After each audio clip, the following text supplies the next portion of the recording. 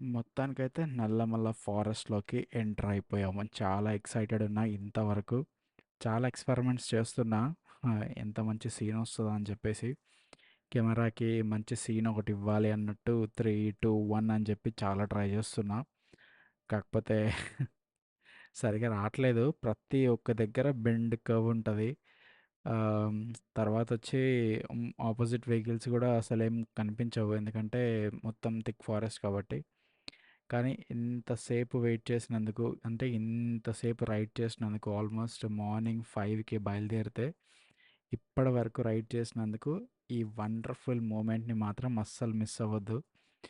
కానీ చలికాలం వస్తే ఇంకా సూపర్ ఉంటుంది. ఏ కాలం వచ్చినా కూడా ఫారెస్ట్ మాత్రం అసలు ఏ మాత్రం కూడా అస్సలు డల్ అవ్వదు. ఎంత గ్రీనరీ ఉంటుందంటే నల్లమల ఫారెస్ట్ అంత ఫేమస్ అందరికి తెలుసు. సో ఈ రోడ్లో బైక్ ట్రావెలింగ్ సోలో ట్రిప్ అంటే కొద్దిగా అంటే లోకల్స్ అంటే లోకల్‌గా తిరుగుతారు కాబట్టి, లోకల్ వాళ్ళకైతే ఐడియా ఉంటది. ఏ టైంలో ఎళ్ళాలి, ఏ టైంలో ఎళ్ళకూడదు. మధ్యాహ్నం టైము, ఈవినింగ్ టైమ్ అని చెప్పి. కాకపోతే మనకేంటంటే కొత్తగా మనం జర్నీ చేస్తాం కాబట్టి, కొద్దిగా బస్సు, కారు ఇలా అయితే కొద్దిగా సేఫ్టీ ఉంటది. కానీ బైక్ కాబట్టి ఎప్పుడు ఎక్కడి నుంచి ఏమొస్తదో తెలీదు కాబట్టి, కొద్దిగా మనమైతే జాగ్రత్తగా ఉండాలి. కానీ ఎంటైర్ ఫారెస్ట్‌లో ఫారెస్ట్ డిపార్ట్మెంట్ పోలీస్ ఆఫీసర్స్ తర్వాత ఫారెస్ట్‌లో గూడా ఫారెస్ట్ సఫారీ సెపరేట్‌గా ఉంది. లయన్ సఫారీ, టైగర్ సఫారీ ఇట్లా మళ్ళీ వైల్డ్ యానిమల్ సఫారీ కూడా సపరేట్‌గా ఉంది లోపల. కానీ డెఫినెట్‌గా ఇప్పుడు అదైతే మొత్తం అంతా ప్రస్తుతానికి లాక్ చేసేసారు. ప్రస్తుతానికి అది లేదు. కానీ కొన్ని ఇయర్స్ బ్యాక్ అది ఉంది. కానీ నేను ఎప్పుడో వచ్చినప్పుడు ఈ రోడ్‌లో కార్‌లో వచ్చినా లేకపోతే బైక్‌లో వచ్చినా ఫస్ట్ టైం బైక్‌లో రావడము. కార్‌లో వచ్చిన ప్రతిసారి ట్రై చేస్తాను చూద్దామని. కాకపోతే వాళ్ళు లోకల్‌లో ఉన్న ట్రైబ్స్ ఉంటారు కదా! Local villagers. ఫారెస్ట్ లోపల కూడా విలేజ్ ఉంది. డెఫినెట్‌గా వీడియో ముందు వెళ్తుంటే కనిపిస్తది. సో, ఫారెస్ట్‌లో ఉన్న పీపుల్ ఎవరైతే ఉంటారో వాళ్ళకి కొద్దిగా ఇదే యానిమల్స్ తర్వాత యానిమల్ సేఫ్టీ ఇదంతా వాళ్ళు చూసుకుంటారు కాబట్టి కొద్దిగా వాళ్ళే ఎక్కువ అవగాహన ఉంటది వాళ్ళకి. సో, సరే ఇవన్నీ పక్కన పెడితే గ్రీనరీ, ఎన్వైర్న్మెంట్ సూపర్ ఉంది.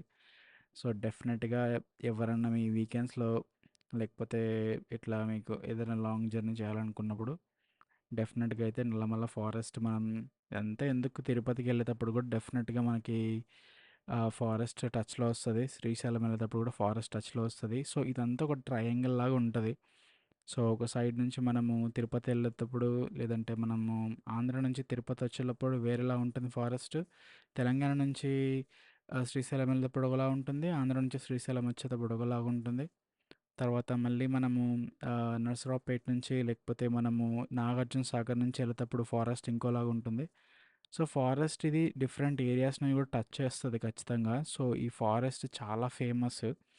సో, ఈ ఫారెస్ట్ గురించి ఎంత చెప్పినా తక్కువే. కానీ కొన్ని రోడ్స్ మాత్రమే చాలా బావుంటాయి. ఇది చెప్పాల్సిన రోడ్ అనమాట. ఇది ఖచ్చితంగా చాలా బావుంటుంది. స్పీడ్ లిమిట్ కూడా చాలా కంట్రోల్‌లో ఉంచుకోవాలి ఇక్కడ. ఫారెస్ట్ వైల్డ్ యానిమల్స్ అనేది వచ్చేస్తాయి ఇక్కడ.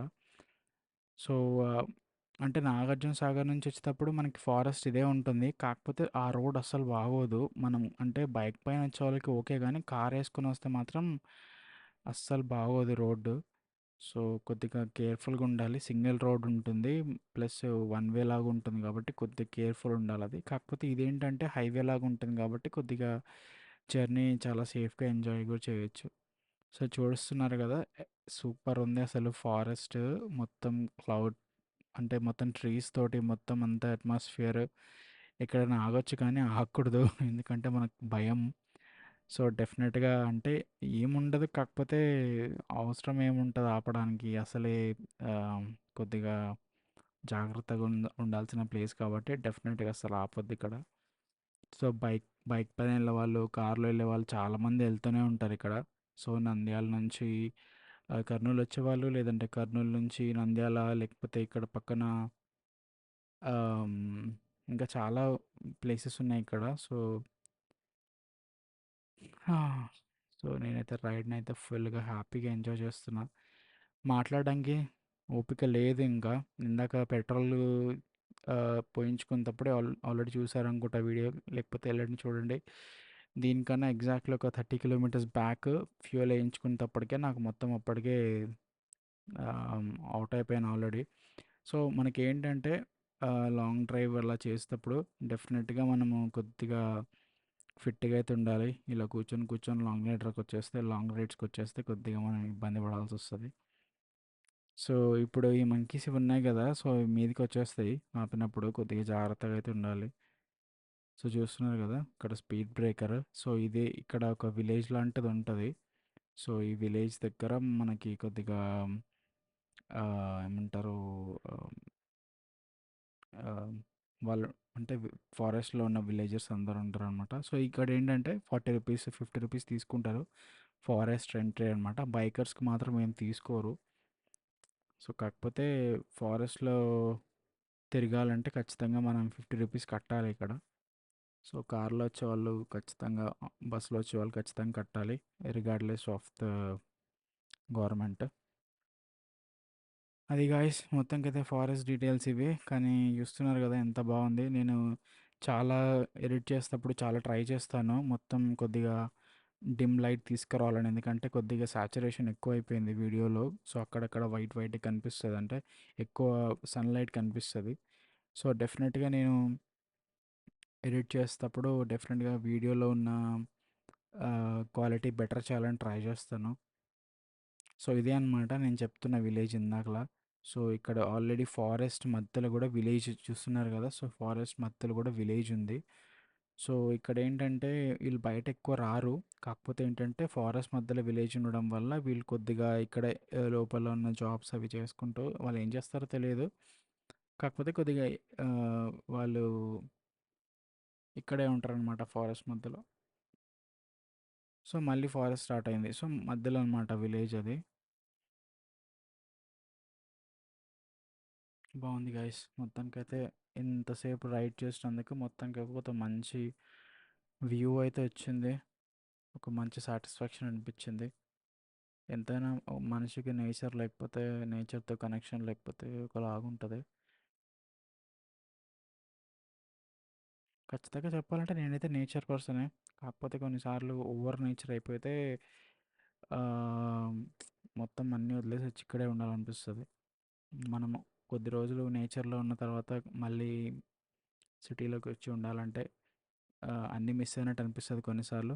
కాకపోతే this is a very silent and enjoyable moment అనమాట. ఎక్కడన్నా మనం ఫారెస్ట్కి దగ్గర ఎప్పుడైనా విలేజ్కి వెళ్ళి ఉన్నప్పుడు. Mainly I'm talking about Tamil Nadu and this place. మనకి ఎక్కువ ఇప్పుడు ఈ ఫారెస్ట్ దగ్గరలో ఉన్నా కూడా we're not suppose to live here. కాకపోతే దీనికి దగ్గరలో ఉండే ప్లేసెస్ అయితే ఉంటాయి, ఇల్లులు కట్టుకొని ఉన్న ప్లేసెస్ లాగా. సో అక్కడైతే మనం ఉంటే కొద్దిగా డెఫినెట్గా ఉండొచ్చు. అది గైస్ మొత్తానికైతే. సో ఇంకో విషయం ఏంటంటే బ్యాటరీ అయితే అయిపోయింది ఆల్మోస్ట్. ఈ వీడియో తీసే వరకు మొత్తం ఆల్మోస్ట్ బ్యాటరీ 95% అయిపోయింది. సో దీని తర్వాత నేను ఇంకో షార్ట్ వీడియో పెడతాను, లేకపోతే అది పెట్టకపోవచ్చు కూడా. So maybe this will be the last video of this trip. ఎందుకు అనంటే నేను మధ్యలో స్టార్టింగ్ వీడియోస్లో, అంటే స్టార్టింగ్ ఈ జర్నీలో పంక్చర్ షాప్ దగ్గర లేకపోతే అక్కడక్కడ మధ్యలో 5 5 మినిట్స్ 10 10 మినిట్స్ వీడియో ఆన్ చేశాను. దానివల్ల ఏమైందంటే ఒక మంచి ఇంపార్టెంట్ కంటెంట్ దగ్గర బ్యాటరీ ఆల్మోస్ట్ అయిపోయింది. సో నేను ఇంతవరకు కవర్ చేయగలిగాను. ఫారెస్ట్ తర్వాత నేను వెళ్ళిన విలేజ్ ఎక్కడ, తర్వాత కొండ ప్రాంతాలు అవన్నీ నేను చూపించలేకపోయాను. I'm really sorry. But definitely next time bike ride చేయడం అనేది ఇంకా వీలవ్వదేమో. So maybe I will try to do it next time, but definitely it will be a very long long time.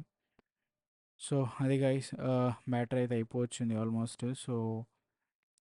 So you guys hopefully have enjoyed this journey. So ఇది very short journey మాత్రమే, కాకపోతే డెఫినెట్గా మీరు అందరూ enjoy చేశారని అనుకుంటున్నాను. So video కూడా edit చేయాలి బెటర్గా అని ట్రై చేస్తాను. So see you guys in the Kondaveedu and Hyderabad series. డెఫినెట్గా నేను హైదరాబాద్ లోకల్లో తిరిగే ప్లేసెస్ని అండ్ ఆల్సో డైలీ వ్లాగ్స్ కానీ, లేకపోతే యాజ్ యూజువల్గా కొండవీడిది ఒకటి ఉంది, గుంటూరు వెళ్ళినది.